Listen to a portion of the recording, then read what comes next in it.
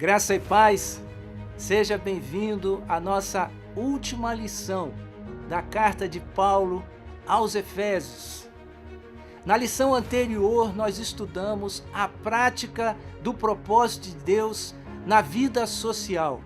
Vimos Efésios capítulo 5, do verso 21 a Efésios capítulo 6, verso 9.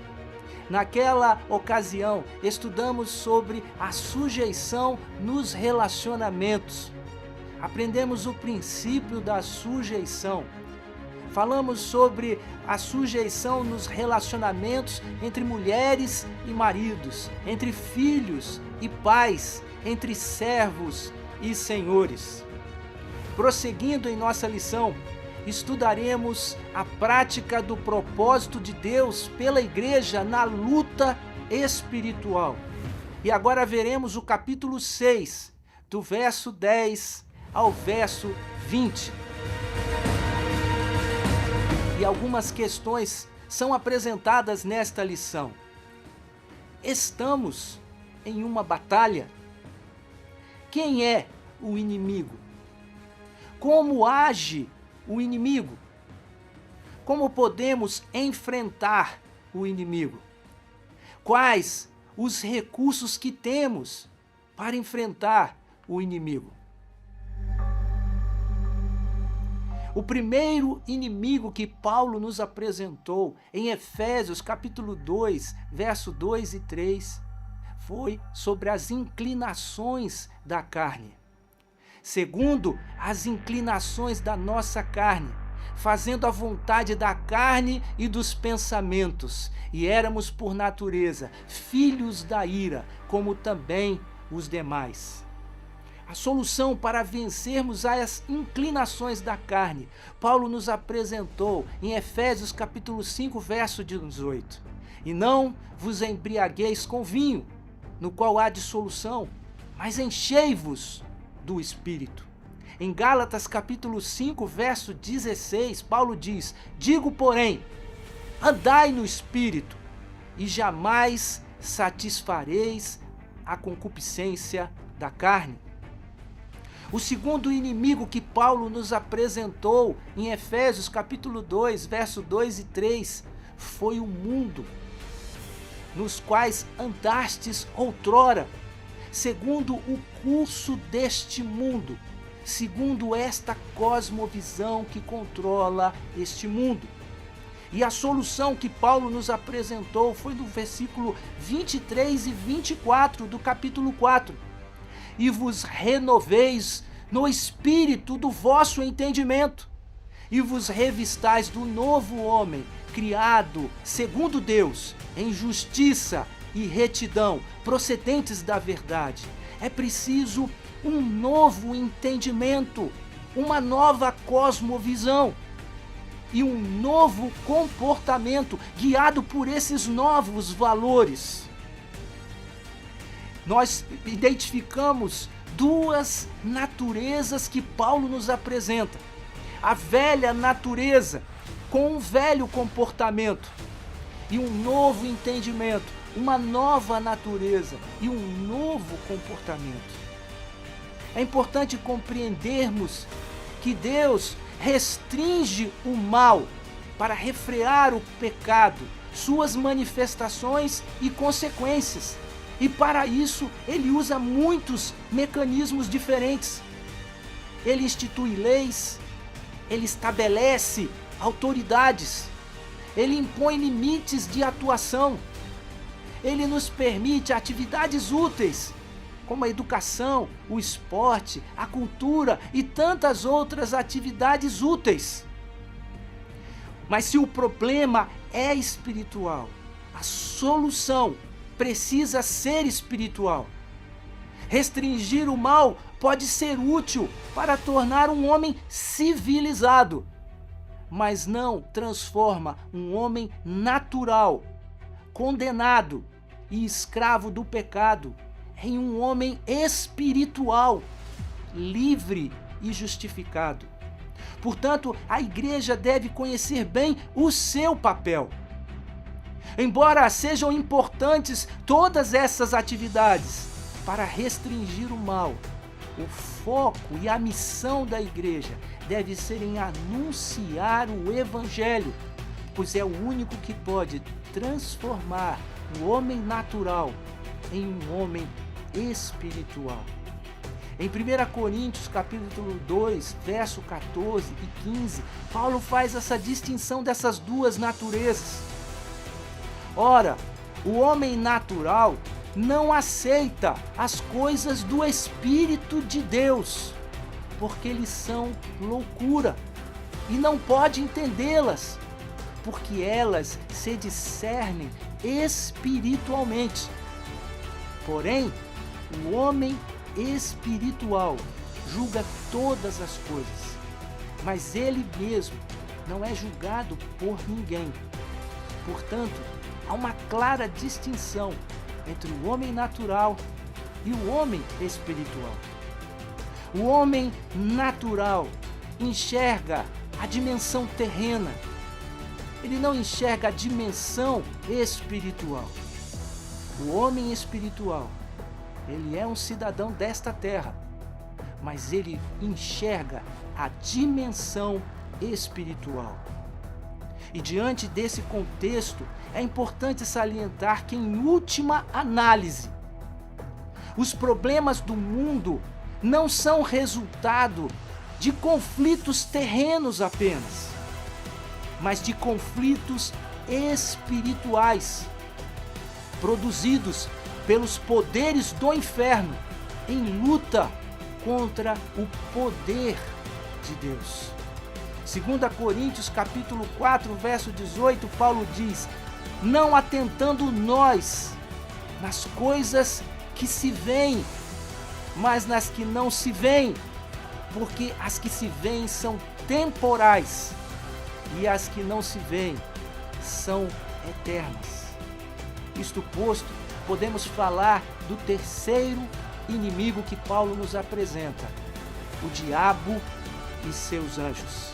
Efésios capítulo 2, verso 2 e 3, no qual andastes outrora, segundo o príncipe da potestade do ar, do espírito que agora atua nos filhos da desobediência, entre os quais também todos nós andamos outrora. Paulo vai nos apresentar que existe um terceiro inimigo, que o homem natural não crê e não vê, mas o homem espiritual tem compreensão e discernimento da dimensão espiritual. Apocalipse vai nos apresentar um contexto deste conflito cósmico, desta batalha espiritual. Apocalipse 12, verso 3 a 5, viu-se também outro sinal no céu, e eis um dragão, grande, vermelho, com 7 cabeças, 10 chifres, e nas cabeças 7 diademas. A sua cauda arrastava a terça parte das estrelas do céu, os quais lançou para a terra. E o dragão se deteve em frente da mulher que estava para dar à luz, a fim de lhe devorar o filho quando nascesse. Nasceu-lhe, pois, um filho varão, que há de reger todas as nações com cetro de ferro. E o seu filho foi arrebatado para Deus, até o seu trono. Apocalipse começa descrevendo este conflito espiritual que está acontecendo e nos apresenta um dragão que arrasta uma terça parte das estrelas do céu. Ele prossegue dizendo no capítulo 12, do verso 7 ao 9, houve peleja no céu. Miguel e os seus anjos pelejaram contra o dragão. Também pelejaram o dragão e seus anjos. Todavia não prevaleceram, nem mais se achou no céu o lugar deles. E foi expulso o grande dragão, a antiga serpente, que se chama Diabo e Satanás, o sedutor de todo o mundo. Sim, foi atirado para a terra e com ele os seus anjos. E João prossegue dizendo nos versos 10, 12 e 13: então ouvi grande voz no céu, proclamando: agora veio a salvação, o poder, o reino do nosso Deus e a autoridade do seu Cristo, pois foi expulso o acusador dos nossos irmãos, o mesmo que os acusava de dia e de noite diante do nosso Deus. Por isso, festejai, ó céus, e vós, os que nele habitais. Ai da terra e do mar, pois o diabo desceu até vós, cheio de grande cólera, sabendo que pouco tempo lhe resta. Quando, pois, o dragão se viu atirado para a terra, perseguiu a mulher que dera à luz o filho varão. E João conclui no verso 17: irou-se o dragão contra a mulher e foi pelejar com os restantes de sua descendência, os que guardam os mandamentos de Deus e têm o testemunho de Jesus, e se pôs em pé sobre a areia do mar. João nos apresenta em Apocalipse esta batalha, este conflito cósmico que envolve os céus, os anjos, os demônios e também a igreja. Quando falamos em batalha, existem alguns fatores de decisão que precisamos conhecer para tomar boas decisões em uma batalha. Esses fatores são a missão, o inimigo, o terreno e os meios. Todos os estrategistas estudam este assunto. É preciso conhecer a sua missão. É preciso conhecer o inimigo. É preciso conhecer o terreno onde a batalha está ocorrendo. É preciso conhecer os meios que dispomos para a batalha. Vamos estudar um pouco a respeito de cada um desses fatores. Precisamos conhecer a missão. Em 2 Coríntios capítulo 4, verso 4, Paulo nos falou: nos quais o Deus deste século cegou os entendimentos dos incrédulos, para que não lhes resplandeça a luz do Evangelho, da glória de Cristo, que é a imagem de Deus. Paulo nos apresentou que nesta batalha o inimigo cega o entendimento dos incrédulos. Em Atos capítulo 26, versículos 17 e 18, Paulo fala a respeito da sua comissão, do seu chamado, para os quais eu te envio aos gentios, para lhes abrires os olhos e os converterdes das trevas para a luz e da potestade de Deus para a potestade de Satanás para Deus, a fim de que recebam eles remissão de pecados e herança entre os que são santificados pela fé em mim. Aqui nós podemos falar sobre a nossa missão, a missão da igreja. O mundo jaz no maligno e a igreja é enviada para proclamar o Evangelho e resgatar alguns das trevas, da potestade de Satanás, para o império da luz, para o reino de Deus. Essa é a nossa missão. Mas existe um outro fator importante na batalha: é conhecer o inimigo. Num livro chamado A Arte da Guerra, do general chinês Sun Tzu, do século IV a.C., ele descreve diversas estratégias importantes numa batalha. E ele vai falar a respeito de conhecer o seu inimigo. Se você conhece o inimigo e conhece a si mesmo, não precisa temer o resultado de 100 batalhas. Se você se conhece, mas não conhece o inimigo, para cada vitória ganha, sofrerá também uma derrota. Se você não conhece nem o inimigo, nem a si mesmo, perderá todas as batalhas. É interessante que Paulo, em 2 Coríntios, capítulo 2, verso 11, já nos dá essa orientação a respeito de conhecer o inimigo, para que Satanás não alcance vantagem sobre nós, pois não lhe ignoramos os desígnios. Paulo está dizendo que o desconhecimento, a ignorância a respeito das intenções de Satanás pode colocá-lo em vantagem sobre nós. Portanto, devemos conhecer quem é o nosso inimigo e saber como ele age. No verso 12 do capítulo 6, Paulo inicia falando quem não é o nosso inimigo. Porque a nossa luta não é contra a carne e o sangue. Ou seja, a nossa luta não é contra pessoas. Não pode ser contra aqueles que são diferentes de nós, no seu modo de ser, no seu modo de pensar, no seu modo de agir ou sentir. O mundo está cheio de racismo, de xenofobia, de preconceitos, de intolerância, de discriminações por causa de diferenças. Mas Paulo nos alerta que não são as pessoas que representam perigo ou são inimigos para nós. No verso 12 ele vai dizer quem é o inimigo. E se encontra os principados e potestades, contra os dominadores deste mundo tenebroso, contra as forças espirituais do mal nas regiões celestes. Paulo nos apresenta quem são as forças inimigas.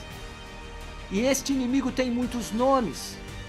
Ele é chamado de maligno, diabo, tentador, o príncipe deste mundo, o príncipe das potestades do ar, Lúcifer, o enganador, o sedutor de todo mundo, a antiga serpente, o Deus deste século, o acusador, Satanás, o grande dragão, o pai da mentira e tantos outros nomes. Este é o nosso inimigo. No verso 11 do capítulo 6, Paulo fala: revesti-vos de toda a armadura de Deus para poderdes ficar firmes contra as ciladas do diabo. Precisamos compreender como age o inimigo, quem é o nosso inimigo. E ele fala das ciladas do diabo. Cilada é uma emboscada, é uma ação sorrateira em que alguém fica escondido esperando o inimigo para atacar de surpresa, como uma armadilha.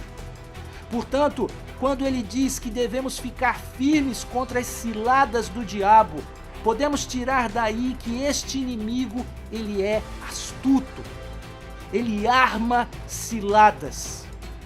E Paulo prossegue dizendo no versículo 12: e sim contra os principados e potestades, contra os dominadores deste mundo tenebroso, contra as forças espirituais do mal nas regiões celestes. Podemos também tirar algumas características do inimigo aqui neste versículo. Ele é um inimigo organizado. Ele está distribuído de forma hierárquica, de forma organizada. Existem principados, existem potestades, existem dominadores. Mas além disso, ele é um inimigo organizado, mas também é um inimigo poderoso. Observe estas palavras: principado, potestades, dominadores, forças espirituais. Além de ser numeroso, é um inimigo tenebroso. São os dominadores deste mundo tenebroso que jaz no maligno. É um império das trevas. Mas também é um inimigo espiritual. Não é um inimigo físico, visível, material, mas é um inimigo invisível, espiritual. São forças espirituais do mal. Então são malignos. Portanto, este inimigo, ele é astuto, organizado, poderoso, numeroso, tenebroso, espiritual e maligno. E como age este inimigo? Em 2 Coríntios 11:3, ele é a serpente astuta. Ele é o enganador astuto que engana Eva e a leva a pecar. Em 1 Pedro 5:8, ele é o leão devorador que anda ao derredor, procurando a quem possa tragar. Ele é um destruidor oportunista, aguardando o momento, andando ao derredor, esperando uma oportunidade para destruir uma vida. Em Apocalipse 12, ele é o grande dragão, o perseguidor feroz, aquele que está buscando a destruição dos descendentes da mulher. Em Mateus capítulo 13, verso 4 e verso 19, Jesus fala da parábola do semeador, que saiu a semear e jogou a semente, e vieram as aves do céu, e de maneira furtiva subtraíram a semente. Ele é uma ave arrebatadora, que não deseja que as pessoas compreendam a palavra de Deus que é semeada. Em Mateus capítulo 13, verso 25 e 39, ele é o semeador inimigo. Ele é um sabotador maligno que semeia o joio no meio do trigo para prejudicar a comunhão. Em Lucas capítulo 11, verso 1 e 22, ele é um sequestrador possessivo, um valente bem armado que quer guardar as pessoas cativas sobre a sua posse, quer mantê-las sequestradas.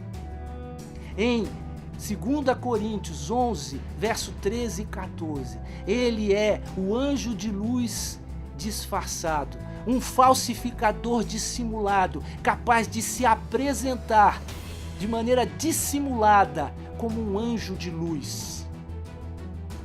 Para os incrédulos, ele subtrai a palavra de Deus que é semeada. Mateus capítulo 13, verso 19, arrebata o que é semeado no coração dos que ouvem a palavra do reino e não compreendem.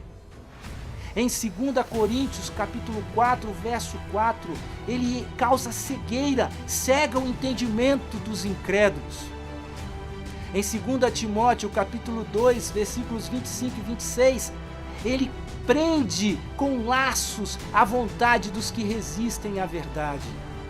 Em Atos capítulo 10, verso 38, ele oprime as pessoas. Como Deus ungiu a Jesus de Nazaré com o Espírito Santo e com poder, o qual andou por toda a parte fazendo bem e curando a todos os oprimidos do diabo, porque Deus era com ele.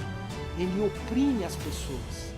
E em Lucas 22, no verso 3, Satanás entra em Judas, chamado Iscariotes, e ele então causa possessão de pessoas.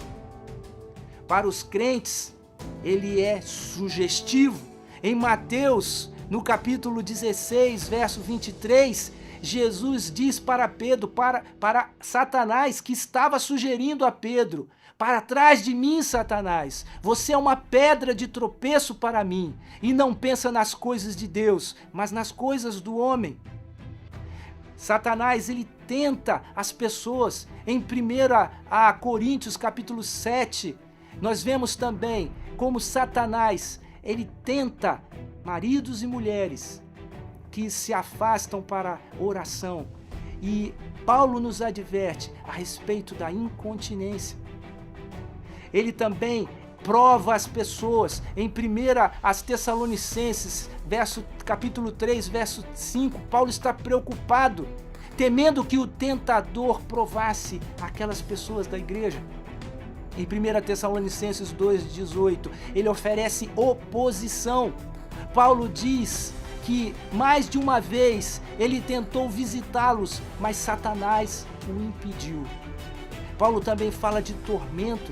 Em 2 Coríntios, ele apresenta no capítulo 12, verso 7, que estava sendo atormentado por um espinho, um mensageiro de Satanás. E Satanás também traz a tribulação. Em Apocalipse, capítulo 2, verso 10, apresenta também que tereis tribulação de 10 dias, ser fiel até a morte, e dar-te-ei a coroa da vida. Eis que o diabo está para lançar alguns de vós na prisão. Então Satanás, ele traz sugestão, tentação, provação, oposição, tormento, tribulação. Precisamos conhecer o terreno onde esta batalha ocorre.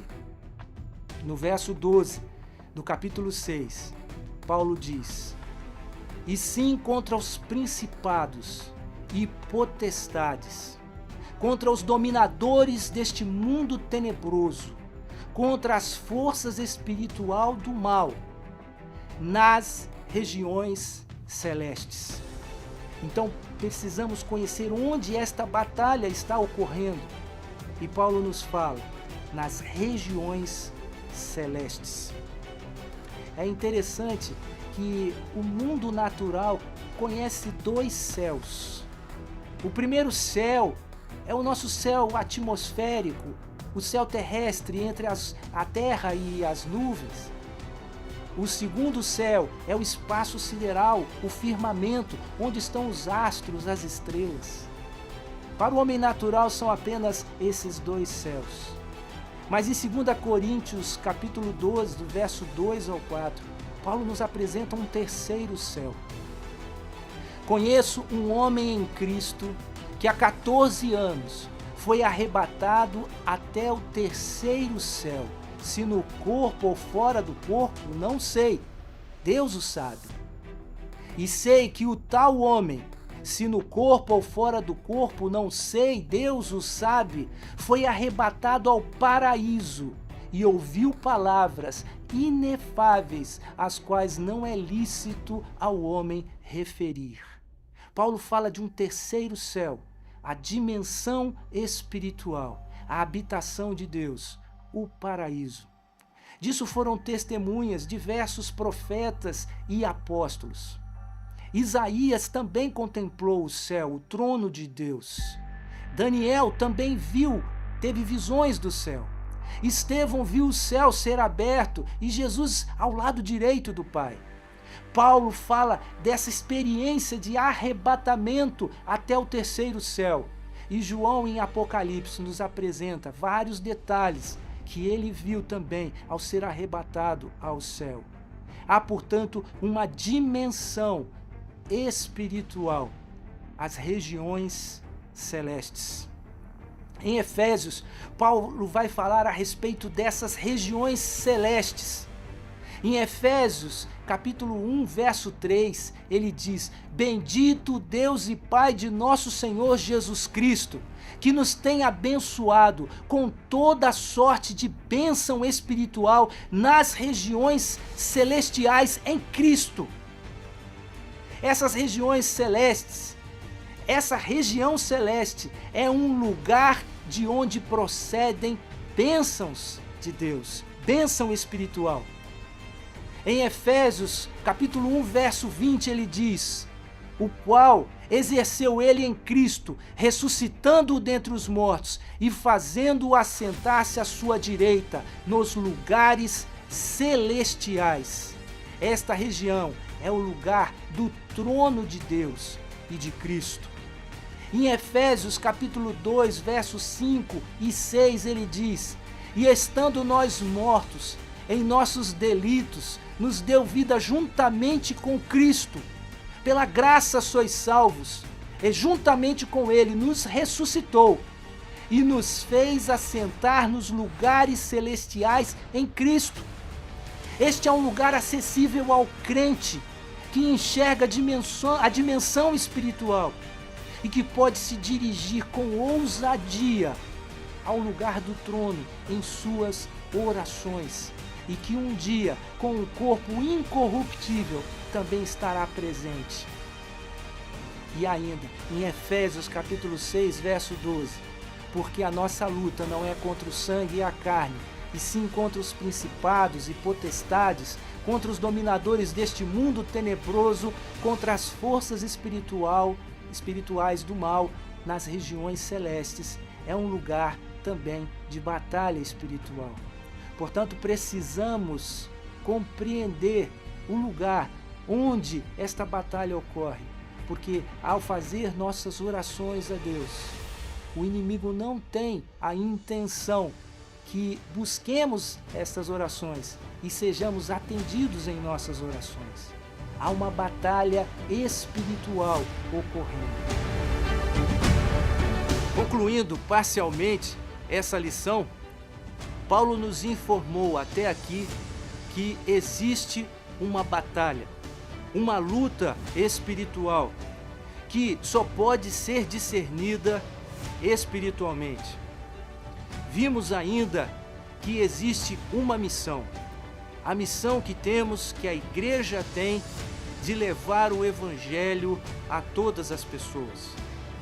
Paulo também nos informou quem é o nosso inimigo e como este inimigo age. Também vimos o local onde essa batalha ocorre, nas regiões celestiais. Mas como enfrentar esta luta? Para vencer essa luta espiritual, necessitamos de armas espirituais. É isso que nós veremos em nossa próxima lição. Quais os meios que temos para vencer esta batalha?